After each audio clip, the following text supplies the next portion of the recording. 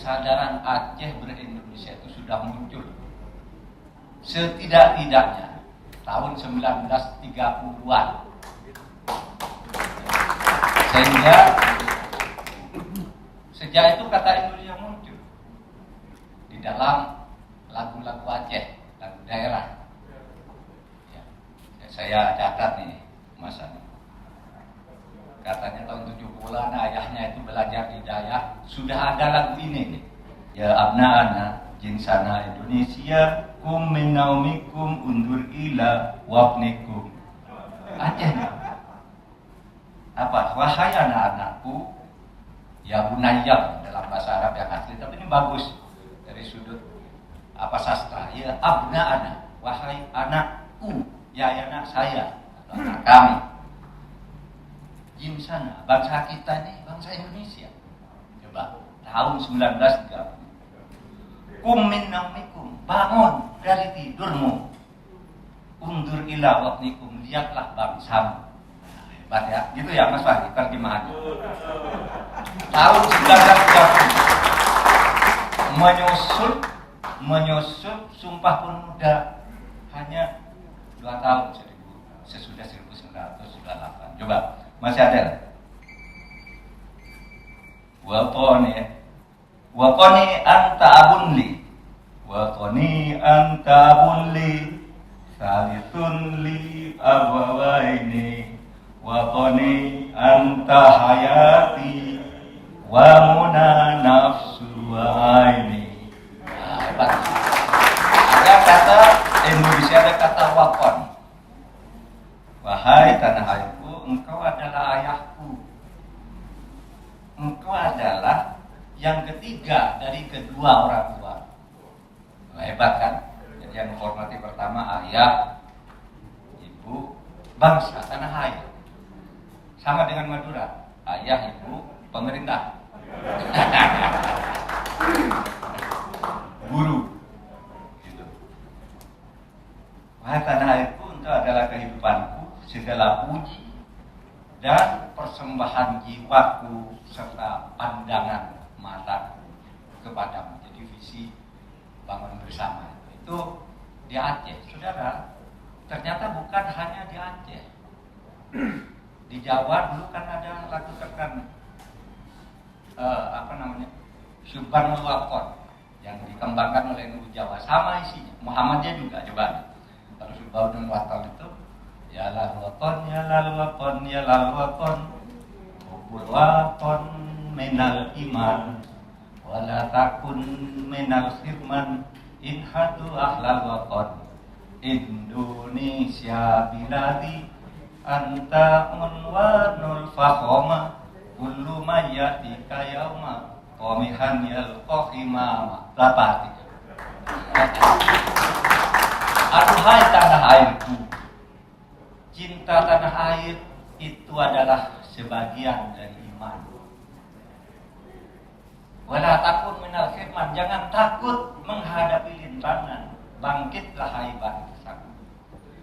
Indonesia biladi, Indonesia itu adalah negaraku. Engkau lambang marwahku, lambang martabatku, wahai Indonesia. Oleh sebab itu siapa saja yang menghadap di depanku akan kuhajar habis-habisan sehingga bersimpuh di duli Indonesia. Hebat Indonesia. Sama, jadi di tahun-tahun itu sudah muncul rasa keindonesiaan itu. Nah, Muhammadiyah sama tuh.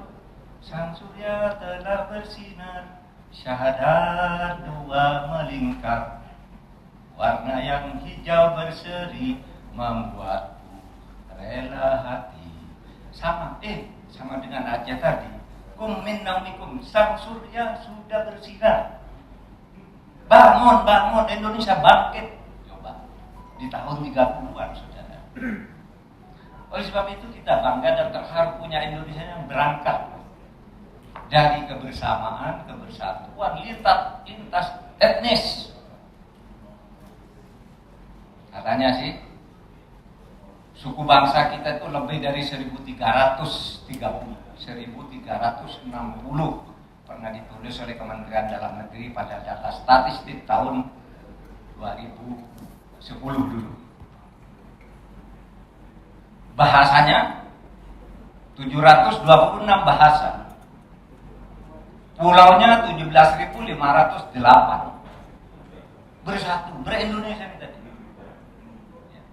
Sehingga ketika muncul kesadaran min naumikum undur ila watnikum, maka bangkitlah Indonesia. Nah, oleh sebab itu bagi kita perdamaian Aceh di Helsinki itu tidak bisa hanya dianggap sebuah upaya menghentikan kekerasan-kekerasan yang mengganggu keamanan, tetapi merajut kembali keindonesiaan kita yang sangat indah di dalam bingkai NKRI itu. Nah, saudara sekalian, 17 Agustus 1945 sekarang adalah bulan peringatan di Agustus ini. Ya. Itu kita bersatu dan kita bangga dengan itu. Indonesia menjadi sebuah negara besar dan diharapkan terus membesar. Nah, saudara, apa kuncinya? Mumpung ini seminar, ada 2 kunci untuk membangun keindonesiaan di dalam keberagaman. Sekurang-kurangnya 2 kunci kalau dalam konteks seminar yang diadakan oleh diaspora ini. Pertama adalah keutuhan ideologi, melindungi segenap bangsa dan seluruh tumpah darah Indonesia. Itu satu. Oleh sebab itu negara harus hadir untuk melindungi segenap bangsa dan seluruh tumpah darah Indonesia dari perpecahan atau dari disintegrasi teritori maupun disintegrasi ideologi. Disintegrasi teritori, misalnya kalau di barat kita diganggu oleh masalah Natuna, itu kan integritas teritorial kita sudah lama, sejak zaman Pak Hasan, Pak Hamid jadi menteri dulu. Masalah Natuna itu sampai sekarang menjadi masalah kita, itu wilayah kita, tapi dimasukin makin terus. Itu gangguan atas integritas teritori. Integritas juga diganggu di sebelah timur oleh munculnya organisasi Papua Merdeka yang ingin memisahkan diri dari Republik. Kecil jumlahnya, tapi bagaimanapun mungkin itu kata orang diselesaikan secara militer itu gampang sih, kecil sekali. Tapi kan bukan itu tujuan kita. Kalau menyelesaikan lalu melibas gitu, mungkin tidak terlalu sulit. Kalau mati-matian gitu habisin aja, tapi korban warga sipil jadi berapa dan sebagainya. Kita atur pelan-pelan dan tidak menimbulkan dendam, karena ini negara kita juga. Nah, itu integrasi di sebelah barat, timur, integrasi ideologi, teritori. Lalu terhadap integrasi ideologi, sekarang ini munculnya gerakan-gerakan radikal di berbagai tempat yang merasa bahwa Indonesia tidak tepat sebagai sebuah negara. Ideologinya harus diganti dengan ideologi asing, sehingga memunculkan gerakan-gerakan radikalisme yang berbentuk 3 hal radikalisme. 1, intoleran.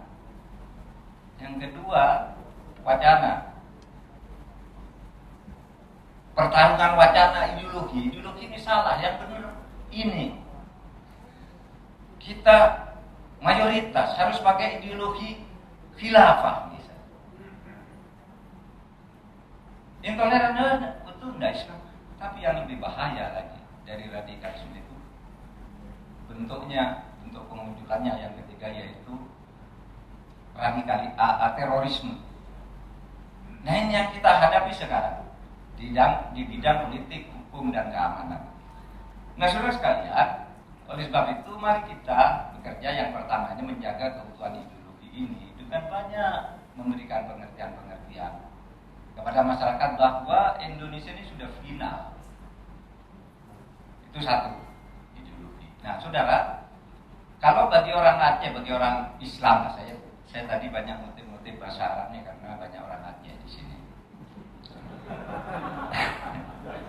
Orang Aceh itu seperti orang Madura, lebih bisa berbahasa Arab daripada berbahasa Indonesia. Ini kata Pak Hari, tapi betul tuh di Madura. Ibu saya tuh nggak bisa bahasa Indonesia dengan baik, tapi baca bahasa Arab lancar. Ayah saya bisa nulis bahasa Indonesia bisa, bahasa Arab juga lancar. Itu karena orang yang sudah agak terdidik sedikit. Dia begini. Nah, saudara, oleh sebab itu, maka mari kita bangun negara ini sebagai negara kesatuan itu dari perbedaan, seperti ketika Nabi Muhammad dulu mendirikan negara dengan Piagam Madinah. Itu saya takjub juga membaca Piagam Madinah itu, ternyata sama itu dengan proklamasi kemerdekaan. Coba kita baca sekarang. Kemerdekaan. Proklamasi, kami bangsa Indonesia dengan ini menyatakan kemerdekaan Indonesia. Hal-hal yang mengenai pemindahan kekuasaan dan lain-lain diselenggarakan dengan cara saksama dan dalam tempo yang sesingkat-singkatnya. Bangsa Indonesia bersatu merdeka, membentuk sebuah geopolitik. Coba Piagam Madinah itu bunyinya seperti itu. Cuma urutannya aja beda. Coba ini. Piagam Madinah itu proklamasi kemerdekaannya. Hada kitab min Muhammadin sallallahu alaihi wasallam. Inilah proklamasi dari Muhammad sallallahu alaihi wasallam atas nama umat Islam. Bainal mu'minin wal muslimin wa Quraisyin wa Yathrib wa man tabi'ahum falahiqu bihim wa jahada ma'ahum. Ini antara orang mukmin, orang Islam, orang Quraisy, suku Yathrib, wa man tabi'ahum, dan pengikut-pengikut mereka yang beragama macam-macam. Falahiqu bihim, menyatakan bersatu, bergabung, wa jahada ma'ahum, dan berjuang di antara mereka untuk melawan kekuatan lain. Wa annahum ummatun wahidatun min dunin nas, dan mereka di negara yang didirikan Nabi Muhammad ini yang punya keberagaman tanpa membedakan suku, membedakan agama.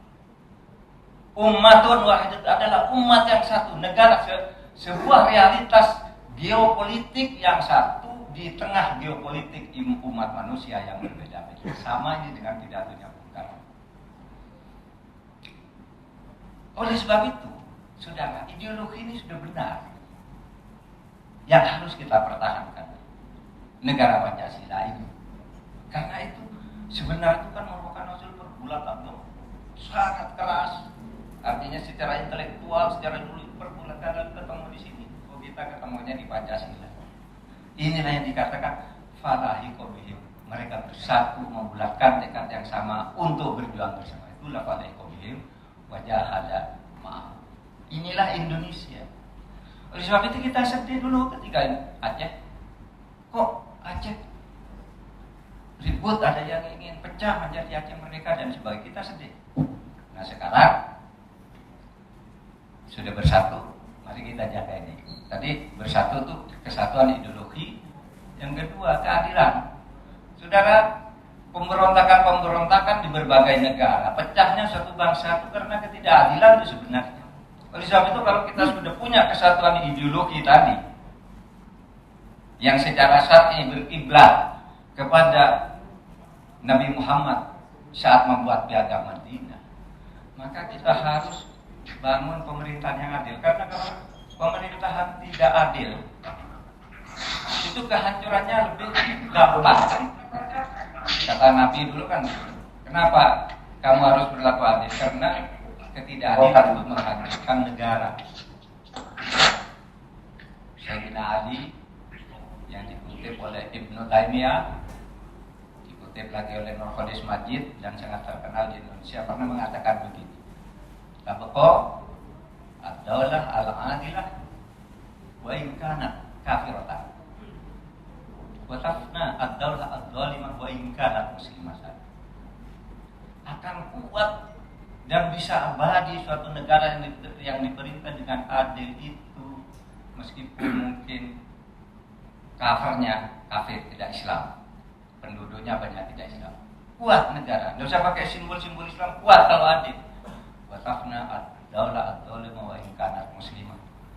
Dan negara akan hancur, binasa kalau diperintah dengan zalim meskipun orang-orangnya Islam. Coba lihat sejarah dunia kan, negara Islam banyak hancur karena keadilan, orang yang tidak Islam maju karena diperintah dengan penuh keadilan. Demikian pengantar dari saya. Mudah-mudahan 17 tahun Aceh Damai ini terus memberi kedamaian dan memperindah masa depan Indonesia yang bersatu, berdaulat, merdeka, adil dan makmur. Assalamualaikum warahmatullahi wabarakatuh.